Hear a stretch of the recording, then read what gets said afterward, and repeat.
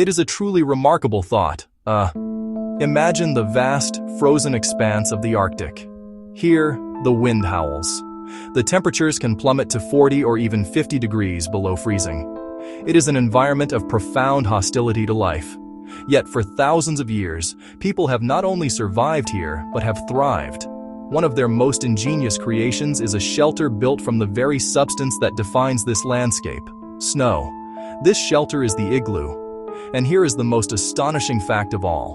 While the air outside is cold enough to freeze a person in minutes, the air inside an igloo can be warm enough for its inhabitants to rest comfortably, often with just the warmth of their own bodies. This is not a trick of the imagination. It is a masterpiece of physics and ancient engineering. How can a house made of frozen water provide such warmth? The answer begins with understanding that an igloo is not simply a pile of snow. It is a carefully constructed dome, built from precisely cut blocks of compacted snow. To the untrained eye, it might seem like a simple, temporary structure. But every aspect of its design, the material and its iconic curved shape, is a deliberate solution to staying warm in a world of ice. The science behind it is both elegant and surprisingly simple. It reveals a deep understanding of the natural world, passed down through countless generations who learned to turn the cold into a shield. This transformation of snow from a symbol of cold into a source of shelter is a profound lesson in survival. It requires us to look at this familiar substance in a completely new way. We tend to think of snow and ice as being the same, but in the context of building a warm shelter, they are worlds apart. The key to the igloo's warmth lies in the unique properties of snow itself. It is a story not of fighting the elements, but of working with them intelligently. The igloo stands as a testament to human ingenuity, a small pocket of life and warmth in one of Earth's harshest climates. Before we explore the science, appreciate the setting. The Arctic is a place of extremes, where every calorie is precious and every degree of warmth a victory. The people who perfected the igloo had no modern materials or complex heating systems. They had only what the landscape provided: snow, ice, and their own deep knowledge of the environment. In this context, the igloo is not just clever, it is vital.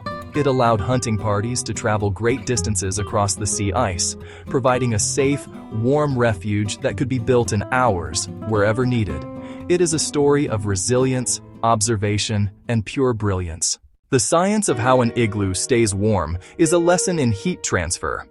Heat always moves from a warmer area to a colder area. It does so in three main ways: conduction, convection, radiation. An igloo minimizes two of these: conduction, convection. Conduction is heat transfer through a solid. Like when you touch a hot pan and feel the heat move into your hand. Igloo walls are made of snow, full of trapped air. That trapped air makes snow a very poor conductor. Heat inside struggles to pass through millions of air pockets in the walls. This slowing of heat transfer is called insulation. Thick, snow-packed walls act as an incredible insulator. Even when it's -40 outside, heat escapes only very, very slowly. 1 foot of compacted snow can match many modern building materials for insulation. So, interiors can rise well above freezing, survivable, even comfortable. The igloo also manages convection. Convection is heat moving through a fluid, air or water. Warm air is less dense than cold air, so it rises. Builders use this. Igloo entrances are short, low tunnels, sometimes with a pit or cold trap at the entrance. Cold, heavy outside air stays low and gets trapped in the tunnel, keeping it out of the living area. Inside, warm air collects at the top. Raised sleeping platforms put people in the warmest zone.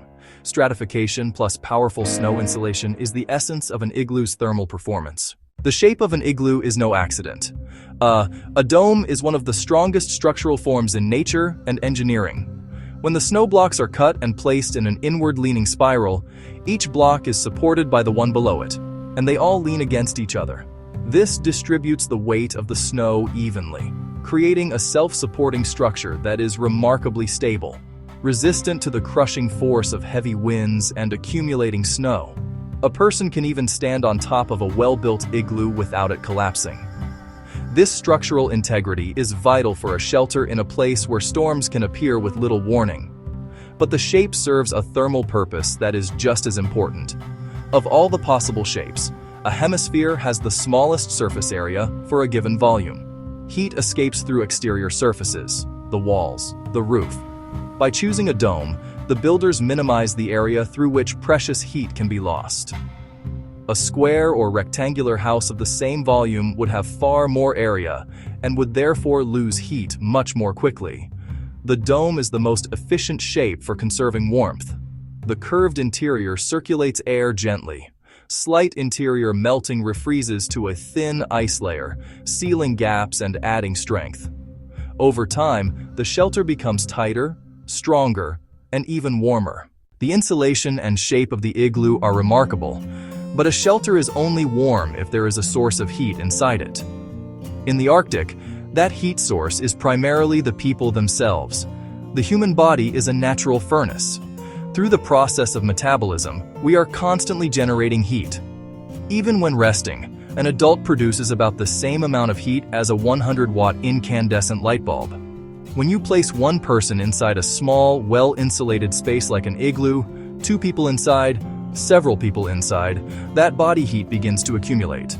The snow walls are so effective at trapping this warmth, the body heat of the occupants alone can raise the internal temperature significantly. This is the central engine of the igloo's heating system. The structure is designed to capture and hold every precious calorie of warmth produced by its inhabitants. In a larger, uninsulated building, this body heat would dissipate almost instantly. But within the snug confines of the dome, it becomes a powerful and sustainable source of warmth. Occasionally, a small secondary heat source might be used. Traditionally, this would be a small lamp, a quillic, fueled by seal oil or whale blubber. The lamp provided gentle light and extra heat. However, a large fire is never built inside an igloo. That would produce too much heat, melting the structure, and it would create dangerous smoke and fumes in the enclosed space. The quillic provides just enough warmth, also helping melt and refreeze the inner layer, strengthening and sealing the igloo against the wind. A small ventilation hole is always left at the top of the igloo. This might seem counterintuitive. It allows some warm air to escape, but its purpose is vital. It vents carbon dioxide and lamp fumes and helps control humidity. The vent is a calculated compromise, safety and comfort while minimizing heat loss. The science behind the igloo is elegant, but we must never forget that this science was discovered and perfected without laboratories or textbooks. It is the product of thousands of years of observation, experimentation, knowledge passed down from one generation to the next. The Inuit and other peoples of the Arctic are the original masters of this technology. Their knowledge is a profound understanding of snow, ice, wind, cold. They developed the igloo as an essential tool for life in one of the most challenging environments on the planet. An experienced Inuit hunter can build a family-sized igloo in an hour or 2, using a long knife called a panna. They read the snow to find the perfect drift with the right compaction. Blocks are cut as slight wedges, not rectangles, fitting perfectly as they spiral upward, leaning inward until the final keystone locks the dome. Traditional knowledge includes orientation to prevailing winds, entrance tunnels to block drafts, interior sleeping platforms, and even multi-room igloo complexes connected by tunnels. They even built windows using clear freshwater ice or stretched seal gut to allow light in. Every detail is a solution, refined where failure could be fatal. This is living science. To study the igloo is to value indigenous knowledge, a system embedded in culture and life. For centuries, this knowledge enabled travel, hunt, and family life on sea ice. Today, while many live in modern towns, igloo building remains a vital skill and a symbol of identity and resilience. The humble igloo, born from the necessities of survival in the frozen north, holds surprisingly relevant lessons for our modern world. In an age concerned with energy efficiency, sustainability, this ancient structure serves as a powerful model. It is a high-performance shelter built entirely from local, natural, biodegradable materials. It requires no energy to produce, has near zero environmental impact, and when its time is over, it simply melts back into the ecosystem. A closed-loop, sustainable design. The same principles that make an igloo warm, superb insulation, minimizing surface area, passive heat management, using occupant-generated heat, guide modern passive house design. These advanced buildings use thick insulation, airtight construction, and clever design to drastically reduce the need for conventional heating and cooling. They are, in essence, modern, high-tech igloos. By studying the igloo, we find inspiration for sustainable buildings in all climates, working with our environment rather than against it. It reminds us that brilliance often lies in fundamentals, and that knowledge outside formal institutions can solve modern challenges. Faced with little more than snow and ice, Arctic peoples saw a possibility. They transformed a hostile element into comfort and security. It challenges us to look for solutions hidden in plain sight.